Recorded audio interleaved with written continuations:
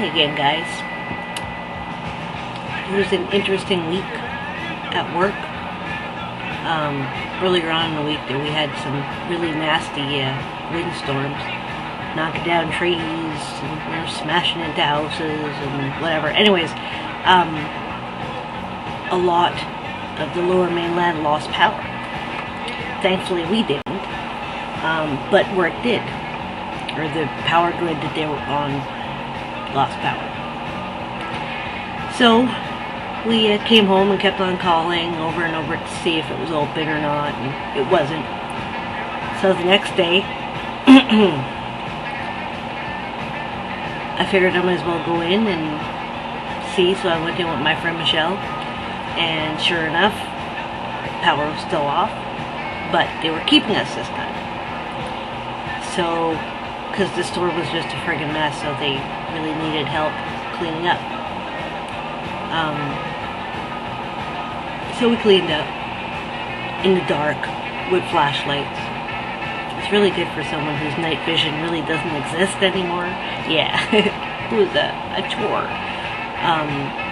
But, you know, it was kind of like getting paid to walk around in the dark for 6 hours, 7 hours, or whatever. I have a whole bunch of videos that I'm probably going to add on to this of Mark being silly and Spook, because I know George wanted to see Spook. The lady upstairs, older lady, and her husband deliver these free papers that we get, like neighborhood papers. And apparently the psycho biker guy across the street got taken off their list, their delivery list. So the other day when they're delivering papers, like they have these little Fisher Price wagons that they carry around that they carry around the newspapers in so they can, you know, deliver them.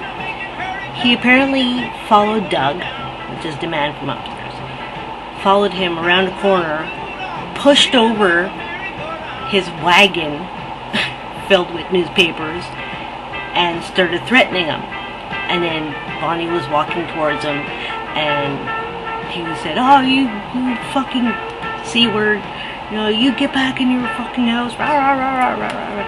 And, you know, totally cursing her out, and just being a big old brute, and threatening them. So she was scared, and she called the police. And the police went to see him, and apparently told him to stop. Yeah, okay, that's gonna make a fucking difference.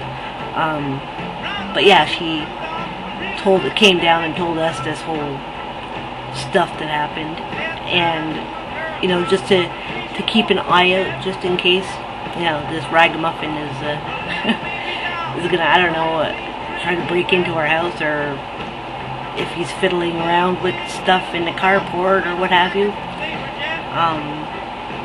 I just thought it was pretty ludicrous that he actually went and, like, knocked over Doug's wagon. It's like kids in a playground. It's a fucking free newspaper. It's not like, I don't know, I can't even compare it to anything. It's just that crazy. Go figure. I don't know. People are just so friggin' stupid. Just like at work. We're sitting around, it's around lunchtime, and we're sitting at the front doors. Because that's, you know, there's light coming in. But the people looking in couldn't see us. And you would not believe how many people, even though there's a sign there that says, "Sorry, we're closed," and there's no lights on at all, how many people are trying to open up the doors, shaking the doors, wondering why they're not open. They were all, like, milling around in the parking lot, like the undead, not knowing what to do with themselves. Oh no, Walmart is closed. Yeah, it's pretty fucking pathetic if you ask me. I tell you, people these days, what will they do without their Walmart? Eek. Spook also agrees that people are just pathetic talking monkeys. And can you believe she's like a 20-year-old cat? Man, I just love that cat. Wow.